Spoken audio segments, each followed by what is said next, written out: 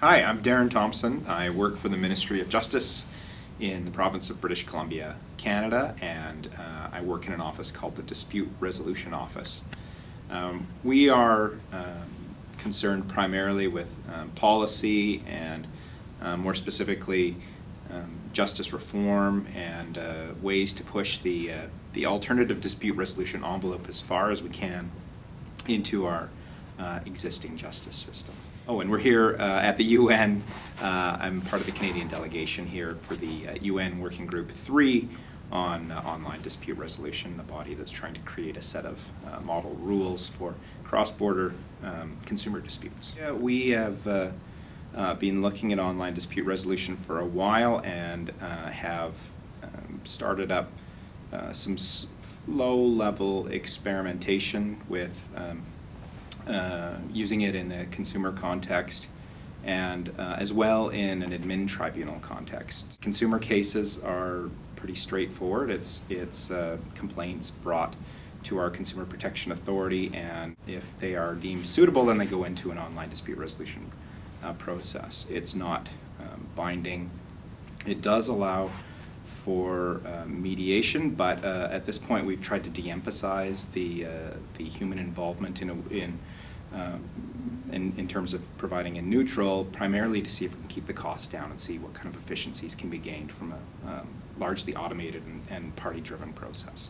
The admin tribunal is called the Property Assessment Appeal Board, and they are concerned with disputes where a property owner considers that the value that's ascribed to their property is higher than it should be, and they care not because they're selling the property, but because they have to pay property tax based on that value. So they will bring a dispute through, and there's a few different processes, a first and second stage decision-making process.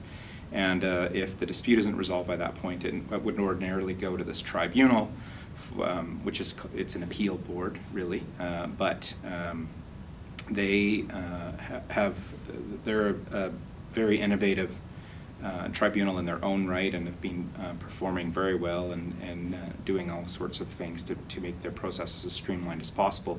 So when we approached them with the idea of trying online dispute resolution, they saw the value in that and have since begun to try it and are getting some good results. We're really excited in BC. We have just in the very last few weeks introduced some legislation, some draft legislation I suppose, it's still a bill, to create a new tribunal that it's called the Civil Resolution Tribunal, and this is a tribunal that will deliver a lot of its services through technology and therefore online dispute resolution processes.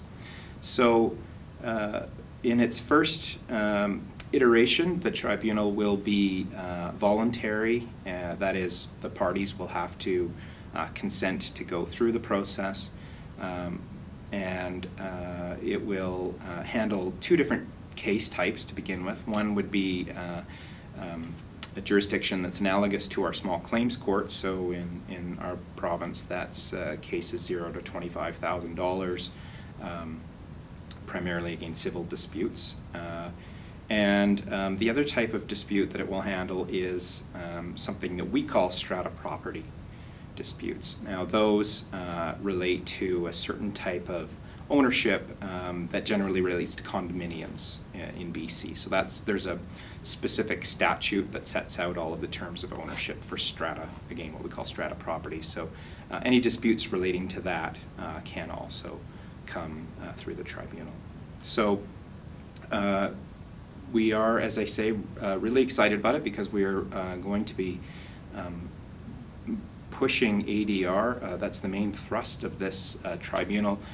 It does offer the opportunity to get a hearing and a decision if the parties can't resolve the dispute on their own, but it's meant to be a last resort. So before that, the parties will go through a series of other steps, including problem diagnosis and the use of self-help tools. Those will be delivered online. If they still think that they have a problem or a dispute after that, they can invite the other party to negotiate with them in a direct negotiation, which again will happen online, so that the online dispute resolution platform will be the place and the structure for those negotiations.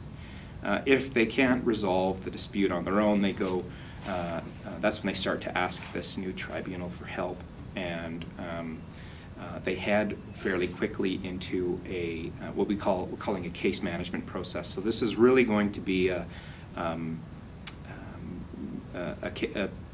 process involving a neutral third party, which might be a tribunal member, but it might just be a case manager, who will again further help the parties see if they can settle, at least settle some of the issues, if not all of the issues, and also help the parties figure out what other information they need, what some of their options are, can help them structure the actual agreements if they are going to agree, can help turn that agreement into an order, which will then be final and binding, and a series of other things. The case manager can also, if it's clear that the parties are going to have to go to the hearing phase for a decision, the case manager then turns to helping the parties prepare. So they can issue directions to tell the parties to get certain bits of evidence and get them really manage the case down to the minimum number of issues and allow for a very streamlined hearing. Going into the hearing process, again, the preference will be to have online interactions, but those can also be supplemented with telephone, video, and if need be, an in-person hearing. In terms of setting out the legislation, we tried to build in as much flexibility as possible for a range of different ways of handling these disputes, but most of all, to really focus on the outcome as opposed to the process, unlike the traditional adversarial litigation process. It's quite a challenge, covering off all of the natural justice concerns and procedural fairness types of issues, but it's a great opportunity to build on all of the knowledge that we've gained through other experiments and pilot processes that we've done. It's quite a challenge, covering off all of the natural justice concerns and procedural fairness types of issues, but it's a great opportunity to build on all of the knowledge that we've gained through other experiments and pilot processes that we've done.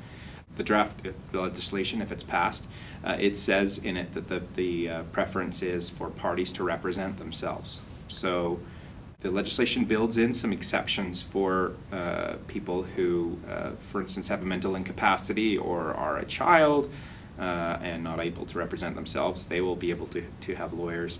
There are other exceptions, including right up to the discretion of the tribunal if it thinks it's necessary. There's no prohibition on people to consult with a lawyer. If they feel it's appropriate for their dispute, they can hire a team of as many lawyers as they like.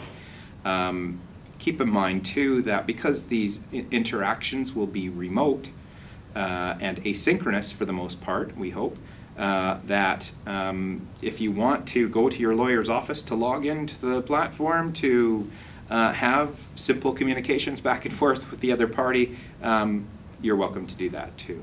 But yes, the idea here is to make it focused on the problem itself rather than the process, and this is an excellent way to do that. We think it's also a great way to manage the costs of having to go through a dispute resolution process, and to really keep it as informal as possible.